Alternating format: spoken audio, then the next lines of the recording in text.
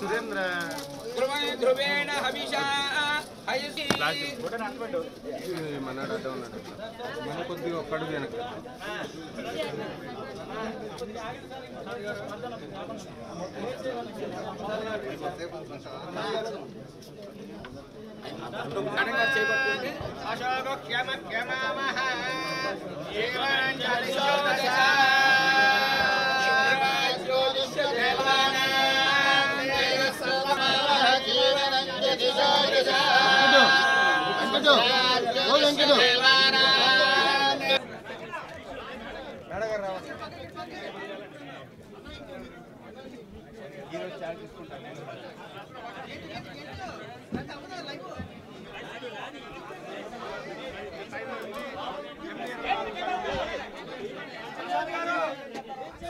ప్రసాద్ గారు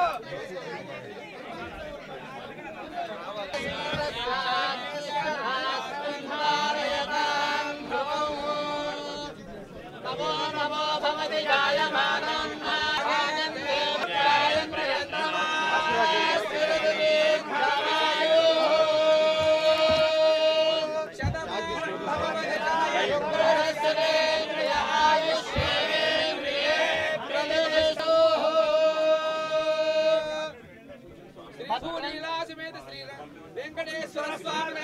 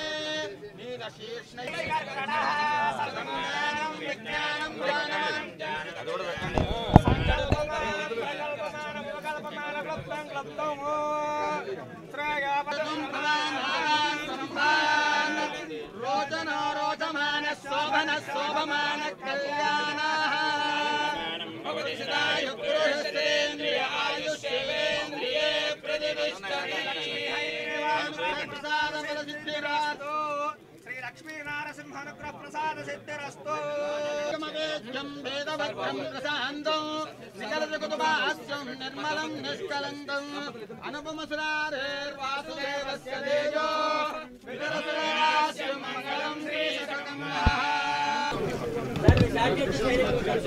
అందరికీ నమస్కారం అండి। ఈరోజు చంద్రబాబు నాయుడు గారు ఆశీస్సులతో అదేవిధంగా పవన్ కళ్యాణ్ గారు, నారా లోకేష్ గారు, ఇవాళ భారతీయ జనతా పార్టీ ఈ రాష్ట్రంలో ఒక స్వచ్ఛమైన పరిపాలన అందించాలని ప్రజల ఆకాంక్ష మేరకు ఈరోజు పరిపాలన కార్యక్రమాలు చేసుకోవడంలో, అలాగే మంత్రిగా మరి ఎక్సైజ్ మరియు మైనింగ్ శాఖకి అతి కీలకమైనటువంటి శాఖలకి మరి నాకు అవకాశం ఇవ్వడం, ఈరోజు సెక్రటేరియట్లో 3rd బ్లాక్లో 207 ఛాంబర్లో మరి విధులను తీసుకోవడం జరిగింది. ఇది చాలా బాధ్యతగా మేము భావిస్తూ ఉన్నాం.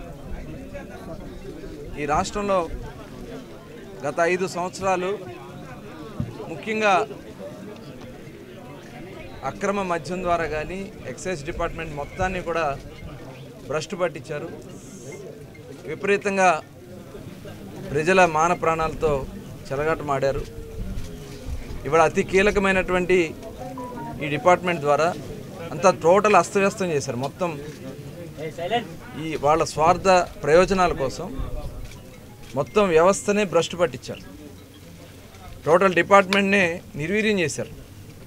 ఇవాళ తిరిగి మళ్ళీ జవసత్యాలు ఈ డిపార్ట్మెంట్కి ఇచ్చి ప్రజల మాన ప్రాణాలు కాపాడాలా, ఏదైతే జరుగుతున్నటువంటి అక్రమాలని, గతంలో జరిగినటువంటి అక్రమాలు కూడా ఖచ్చితంగా బయటికి తీయాల్సిన అవసరం ఉంది.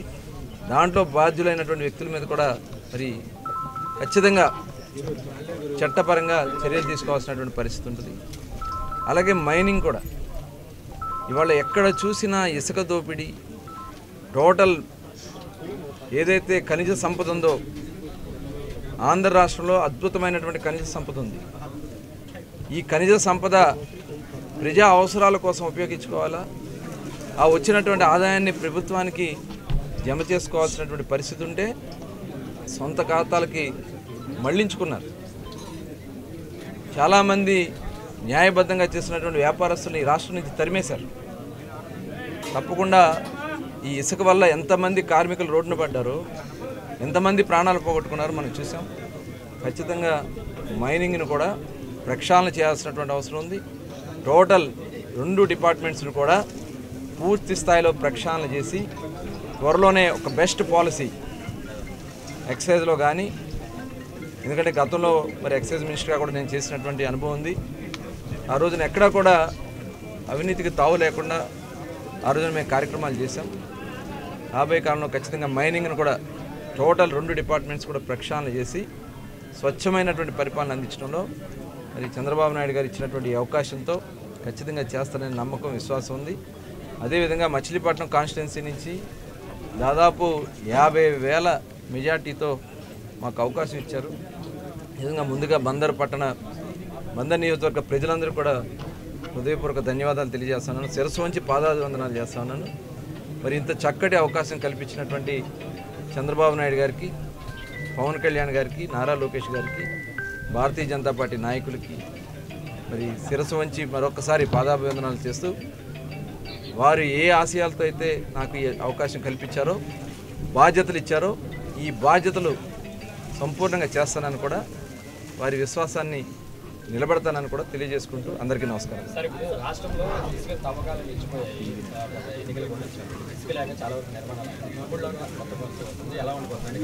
ఈరోజు క్యాబినెట్లో కూడా డిస్కషన్ ఉంది. తర్వాత ఎందుకంటే టోటల్ అసలు మొత్తం భ్రష్టు పట్టించారు. ఇవాళ స్టాక్ పాయింట్స్ అన్నారు, ఎక్కడ కూడా మానిటరింగ్ లేదు.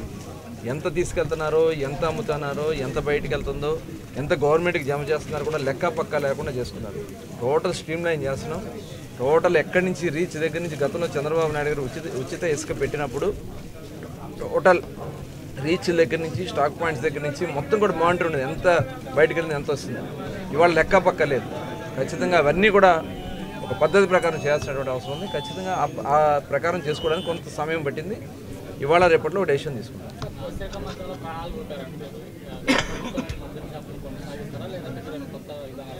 అదే ఇప్పుడు దాన్నే స్టడీ చేసాం. ఆల్రెడీ ఇంకా చేయాల్సింది ఉంది.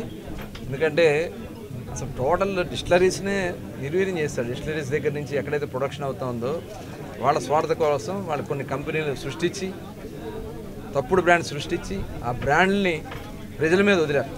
దానివల్ల ప్రజల ఆరోగ్యం పోయింది, చాలామంది ప్రాణాలు పోయింది. ఇది ఏదైతే వాళ్ళు వీళ్ళు చేసినటువంటి విధానం వల్ల గంజాయి పెరిగిపోయింది విపరీతంగా. ఈ రాష్ట్రంలో గంజాయి కానీ, బయట ఇల్సిట్ లిక్కర్ కానీ, సారా తాగి జంగారెడ్డిగూడెంలో దాదాపు 56 మంది చనిపోయారు కేవలం వీళ్ళు చేసినటువంటి విధానాల వల్లే.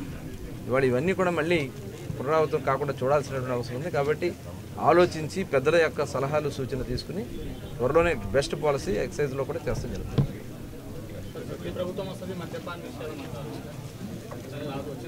అంటే మద్యపాన నిషేధం చూసాం కదా, జగన్మోహన్ రెడ్డి గారు ఎన్నికలప్పుడేమో మద్యపాన నిషేధం అన్నాడు, ఎన్నికలైన తర్వాత దశలవారీ మద్యపాన నిషేధం అన్నారు, ఒక్కసారిగా రేట్లన్నీ పెంచేశారు. ఇప్పుడు చూస్తేనేమో దాదాపు 30,000 కోట్లు మద్యం ఎక్సైజ్ సంబంధించినటువంటి డిస్టరీస్ కానీ ఏదైతే అక్కడ ఏదైతే స్టాక్ పాయింట్స్ ఉంటాయో అవన్నీ కూడా టోటల్ తాకట్టు పెట్టేసి 30,000 కోట్ల రూపాయలు మద్యపాన నిషేధం అనే చెప్పినటువంటి వ్యక్తి 30,000 కోట్ల రూపాయలు అప్పు ఎక్కడికి తెచ్చారు? ఇవన్నీ కూడా ప్రజలు ఆలోచించారు కాబట్టి మాకు దాదాపు 95% మ్యాండేట్ ఇచ్చారు. మా మీద నమ్మకం విశ్వాసం, చంద్రబాబు నాయుడు గారి మీద నమ్మకం విశ్వాసం, అభివృద్ధి కానీ పరిపాలన కానీ సక్రమంగా చేయగలరు అనే ఉద్దేశంతో ప్రజలు అవకాశం ఇచ్చారు. ఖచ్చితంగా ఆ ప్రకారం మేము నడుచుకుంటాం.